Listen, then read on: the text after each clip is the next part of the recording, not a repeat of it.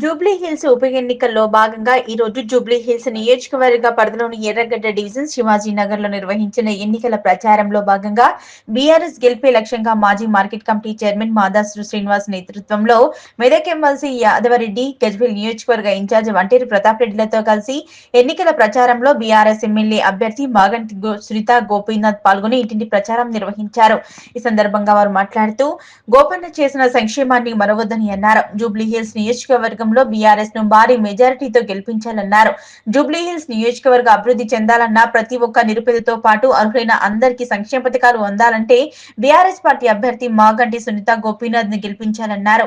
సంక్షేమ సారథి, హైదరాబాద్ అభివృద్ధి ప్రదాత మాజీ సీఎం కేసీఆర్ నాయకత్వాన్ని నగర ప్రజలంతా బలంగా కోరుకుంటున్నారన్నారు.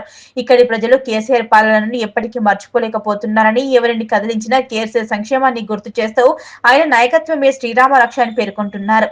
ఉమ్మడి రాష్ట్రంలో వెనుకబాటుకు గురైన నగర బస్తీలు తెలంగాణ రాష్ట్రం ఏర్పాటు అనంతరం ఏ విధంగా అభివృద్ధి చెందిందో మనందరికీ తెలుసు అని, ప్రపంచ స్థాయి పరిశ్రమలు, అభివృద్ధి చెందిన దేశాలకు ధీటుగా నగరంలో మౌలిక వసతుల కల్పన, సామాన్య ప్రజలు సైతం ప్రశాంత వాతావరణంలో జీవించే విధంగా శాంతి భద్రతల పరిరక్షణ, నగరవాసులకు ఉపాధి మార్గాలు చూపే కేంద్రాలు ఏర్పాటు వంటి ఎన్నో వసతులను కల్పించిన ఘనత నాటి ముఖ్యమంత్రి కేసీఆర్, బీఆర్ఎస్ ప్రభుత్వానిదని గుర్తు చేశారు. జూబ్లీ హిల్స్ ఉప ఎన్నికల్లో మాగంటి సునీత గెలుపు ఖాయమనే భావన కలుగుతుందని, మోసపూరిత ప్రకటనలు చేసి అధికారంలోకి వచ్చిన కాంగ్రెస్ ను ప్రజలు నమ్మే స్థితిలో లేరనే విషయం ప్రజలతో మాట్లాడితే తెలుస్తుందన్నారు. బీఆర్ఎస్ పార్టీపై బీఆర్ఎస్ ప్రభుత్వం చేసిన పనులు తప్ప ఇక్కడ కొత్తగా చేసిందేమీ లేదన్నారు.